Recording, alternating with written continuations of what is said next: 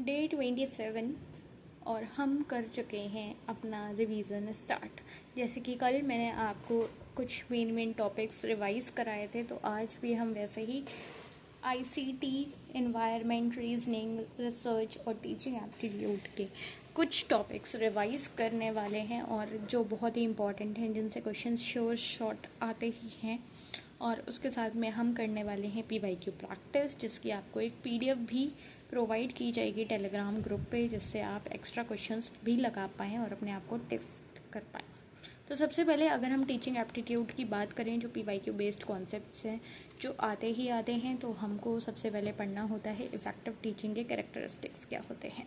तो effective teaching मतलब एक ऐसी टीचिंग जिससे रिजल्ट अच्छा आए, है ना, और इंसान जल्दी सीख पाए।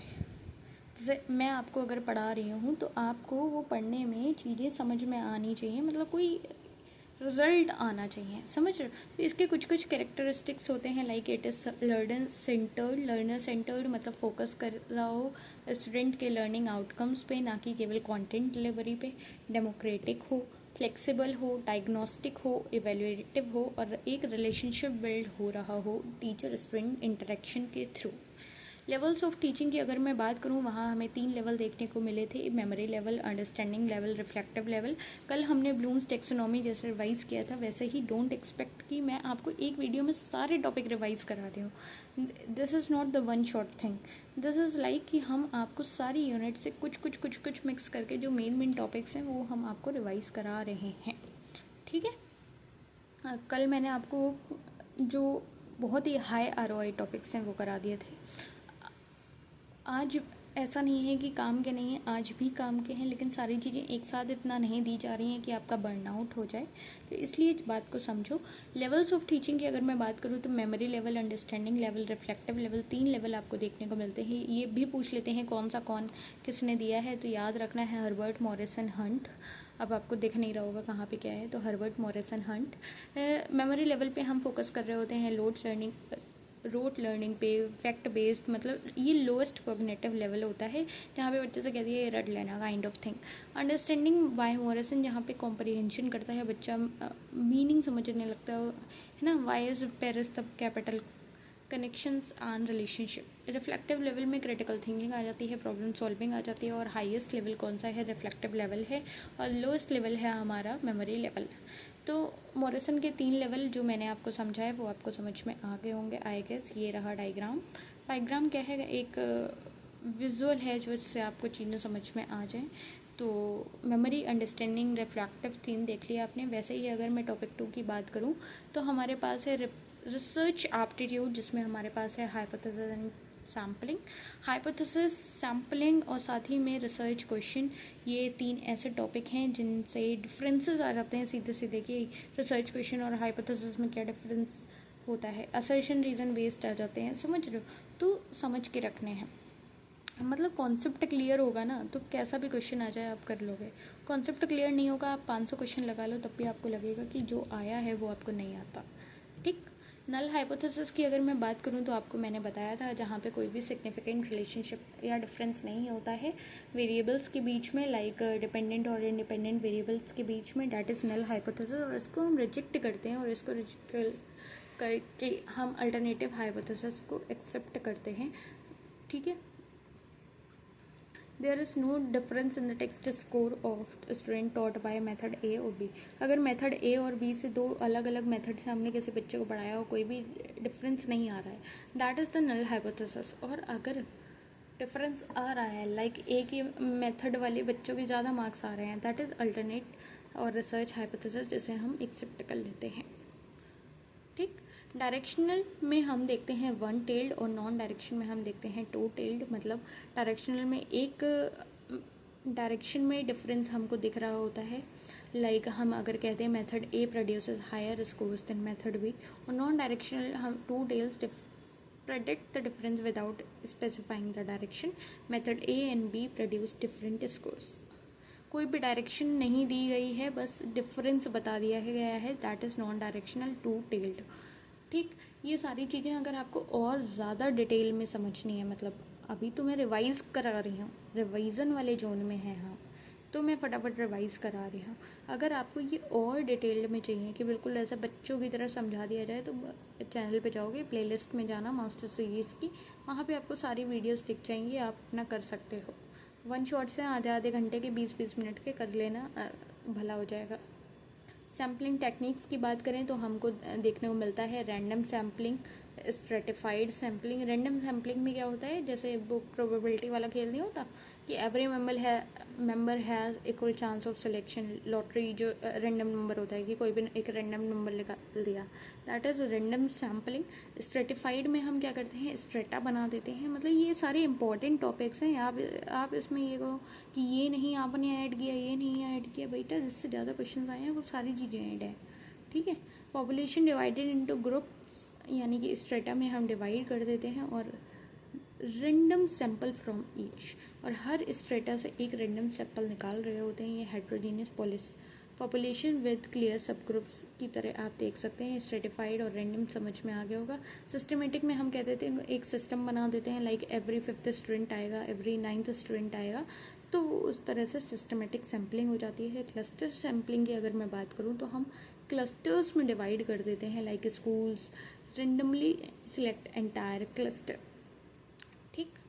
पर्पसिव या जजमेंटल सैम्पलिंग क्या होती है, जहाँ पे रिसर्चर सिलेक्ट करते हैं on the basis of judgment, मतलब आपको वो इंसान कैसा लग रहा है, नहीं लग रहा है, उस बेसिस पे आप काइंड ऑफ जज करके पर्पस के साथ अगर कुछ कर रहे हो। एक्सपर्ट ओपिनियन, क्वालिटेटिव रिसर्च हमें देखने में ये बेस्ट मेथड है, क्वालिटेटिव में ना कि क्वांटिटेटिव में, ठीक है। स्नोबॉल सैम्पलिंग आया हुआ टॉपिक है, that is initial subject refers other, grows like a snowball, hard to reach population.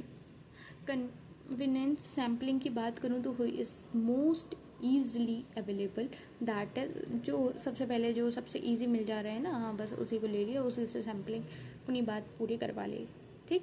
तो सैम्पलिंग हाइपोथेसिस समझने आने के बाद हम आ गए हैं अपने पीपल एनवायरनमेंट पे। पीपल एंड एनवायरनमेंट में हमने SDGs आपको बताई थी कि कितने ज़्यादा इम्पॉर्टेंट हैं। 17 गोल्स हैं adopted by all UN member states in September 2015। Timeline हमारी है 2015 टू 2013, 15 ईयर का एजेंडा है। और successor to millennium development goals, पहले MDGs थे, अब वो SDGs आ गए हैं। और SDG 13 किससे रिलेटेड है, क्लाइमेट एक्शन के। SDG 3 किससे रिलेटेड है, गुड हेल्थ से।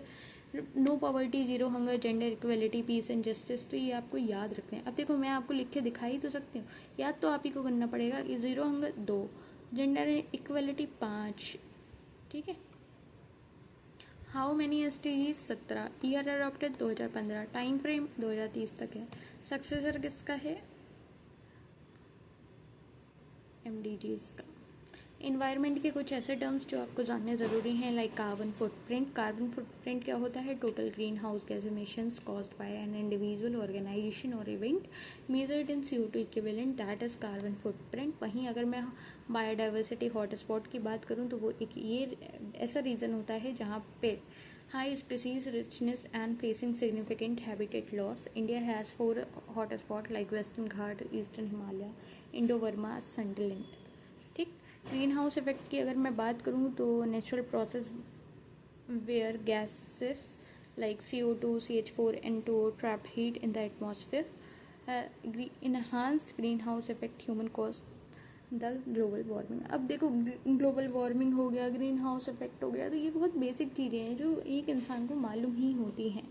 तो अब आप इसमें मेरे से ये एक्सपेक्ट मत करिए कि मैं आपको समझाऊंगी, बेटा वो वाली गैसेस होती हैं ना जो हीट ट्रैप कर लेती हैं एटमॉस्फेयर में, समझ रहे हो, डेट वुड बी इरिटेटिंग ना। इकोलॉजिकल फुटप्रिंट, कार्बन फुटप्रिंट, जैसे आप जहाँ पे समझाने वाली चीज़ होती है वहाँ पे मैं दिल खोल के समझाती हूँ, मतलब एकदम उसमें रम के समझाऊंगी कि हाँ भाई ये ऐसा होता है, देखो ऐसा होता है, देखो ऐसा होता है, बहुत कठिन है ये, ठीक है। और जहाँ पे नहीं है वहाँ पे काइंड ऑफ थिंग कि हाँ देखो ये पढ़ लेना। ओजोन लेयर, अब ओजोन लेयर में क्या बताऊँ, देखो ये स्ट्रेटोस्फेयर में लोकेशन है इसकी, ये तो आपको मालूम ही है। एब्जॉर्ब कर लेती है अल्ट्रा वायलेट रेस, आपको ये भी मालूम है। डिप्लीटेड किससे है, क्लोरोफ्लोरोकार्बन से ही है। मॉन्ट्रियल प्रोटोकॉल 1987 का international agreement two phase out chlorofluorocarbons. अब हमारे पास कुछ क्वेश्चन हैं, 10 क्वेश्चन मैं कराऊंगी, 20 क्वेश्चन में आपको PDF प्रोवाइड कराऊंगी जिससे आपको समझ में आए कि क्या फ़ायदा है आपको रिवाइज करके मेरे से पढ़ने का, ठीक है। ये तो ऐसे ही समझ लो कि according to Morrison which is the highest level of teaching, बताओ। रिफ्लेक्टिव लेवल हाईएस्ट पूछा है। अभी साफ साफ मैंने जब रिफ्लेक्टिव बताया तो इसमें मैं आपको और कोई कहानी क्यों बताऊंगी, सोचो। चलो इसका आंसर बताओ। A hypothesis that states there is no significant difference between the means of two group. कोई सिग्निफिकेंट डिफरेंस है ही नहीं, नल हाइपोथेसिस हो गया। मतलब आप देखोगे और आंसर लगाओगे, ऐसे वाली चीज़ होगी। स्ट्रेटिफाइड सैम्पलिंग में जो पॉपुलेशन है उसको हम सब ग्रुप में डिवाइड करते हैं, किस में करते हैं, आप क्लस्टर में करते हैं। स्ट्रेटिफाइड में स्ट्रेटा में करेंगे तो क्या आंसर हो जाएगा, strata. How many sustainable development goals, 17। अब आप कहोगे ये तो इजी है बेटा, ऐसे ही क्वेश्चंस आते हैं। ज़्यादा से ज़्यादा क्या आ जाता है, इस टाइप के क्वेश्चंस आ जाते हैं कि आपको अरेंज करना है किस क्या स्टेप्स होती हैं रिसर्च प्रोसेस की, इसको करेक्ट ऑर्डर में करना है। अब बेसिक सी बात आप ये देखो, आपको यहाँ देखा कि 3 में 2 शुरुआत में, 1 में 4 पहले है, तो 4 पहले देख लो। रिव्यू ऑफ लिटरेचर नहीं कर लोगे, ये हटा दिया, ठीक। अब देखो, सबसे पहले प्रॉब्लम आइडेंटिफाई करोगे। प्रॉब्लम आइडेंटिफाई करने के बाद अब क्या करोगे, तुम्हें अगर कुछ भी नहीं मालूम है, कुछ भी नहीं मालूम है, तो तुम ऑप्शन देख लो, ऑप्शन देख के मिला लो। तुम्हें दिख गया 5 लास्ट में है सबके। डेटा एनालिसिस तो हम बाद ही में करते हैं, ठीक है। अब आपको ये दिख जाना चाहिए कि आप लिटरेचर रिव्यू करते हैं, लिटरेचर रिव्यू करते हैं, तो आपका क्या आंसर हो गया, क्या सीक्वेंस बन गया। 1-5 आपके लाइन में लगे ही हुए हैं, पूरा आंसर आपको सामने मिल गया, B24315। That is identify the problem, review literature, formulate hypothesis, collect data, analyse data, that's the answer. A network that connects computer within limited area such as a school, office. अब छोटी जगह के लिए आप कौन सा network use करेंगे, PAN. Personal तो करेंगे नहीं। लेन, लोकल एरिया नेटवर्क करेंगे। मेन, मेट्रोपॉलिटन में होता है, नहीं करेंगे। वर्ल्ड वाइड नहीं करेंगे, तो क्या हो गया, लेन। ऐसे करके आंसर्स देने हैं। Which model of communication uses the formula who says what. ये कल ही मैंने आपको बताया, और मैंने ये भी बताया कि दिसंबर 2025 वाले अटेम्प्ट में भी ये आया है। तो ये कौन सा मॉडल हो गया, लेसवेल्स मॉडल, ठीक। इन्वायरमेंट से रिलेटेड ये आपको देखना है। मॉन्ट्रियल प्रोटोकॉल अभी मैंने कहाँ पढ़ाया था, ओजोन लेयर में। तो आपको ऐसे कीवर्ड्स बिल्कुल समझा दिए गए हैं ना, ये आपको कोई दिक्कत नहीं होने वाली है। No teacher is lazy, some lazy people are rich, which conclusion follow. अब नो यहाँ आपको दिख गया 100, ये 50, ये 50 और ये 50। तो नो, इसको चाहे आप बेन डायग्राम से कर लो, चाहे वैसे कर लो, ऑप्शन वाइज कर लो। ऑप्शन आपको चार्ट नहीं दिख रहे हैं, आप चार्ट देख लो। टीचर और रिच का कोई कंक्लूजन नहीं निकाला सकता है, या कोई no teacher is rich, some teacher are rich, या some rich people are teachers. अब इसका आंसर देखो, दिसंबर 2021 में आया हुआ है, नो टीचर इज लेजी। अब चाहे आप इसमें डायग्राम बना ले, है ना, कोई भी टीचर लेजी नहीं है, और कुछ लेजी पीपल जो होते हैं वो रिच होते हैं। तो यहाँ आपको कोई डेफिनेट कंक्लूजन दिख नहीं रहा है ना। क्या तालमेल दिख रहा है, कुछ तो दिख रहा है, नहीं दिख रहा है। The national assessment accreditation council that grades Indian universities and college was established in which year, बताओ। 1994। अच्छा, आपको आंसर ही दिख गया, कोई बात नहीं। अभी आपको जो 20 क्वेश्चंस मिलेंगे ना, उनके आंसर मैं चेक करूँगी, आप बस कमेंट डाउन करना। वो कहाँ पे मिलेगी पीडीएफ, वो पीडीएफ आपको मिल जाएगी टेलीग्राम ग्रुप पे। टेलीग्राम ग्रुप कहाँ मिलेगा, आप किसी भी वीडियो का कमेंट बॉक्स देख लेना, इस वीडियो का चाहे कमेंट बॉक्स देख लेना, चाहे आप चैनल के डिस्क्रिप्शन में चले जाना, तब भी मिल जाएगा। अभी हमने 3 लेवल पढ़े थे, मॉरिसन 3 लेवल पढ़े थे, memory, understanding, reflective and null hypothesis देखी। मतलब हमने बेसिक जितनी चीज़ें आती हैं ना काम की, वो सारी चीज़ें हमने कवर अप कर ली हैं। So that's all for today. नाक कब इस्टेब्लिश हुआ है, 1994 में, ये याद रखना। और that's all for today, the dose you need. Master series का डे 27 हमारा कंप्लीट होता है, और इसी के साथ मिलते हैं आपसे एक नई क्लास में एक नए अंदाज के साथ, और रिवीजन और क्वेश्चंस के साथ। अब कुछ बच्चों का कन्फ्यूज़न होगा, आप हमें क्वेश्चन देंगी कि नहीं देंगी, क्या होगा नहीं होगा।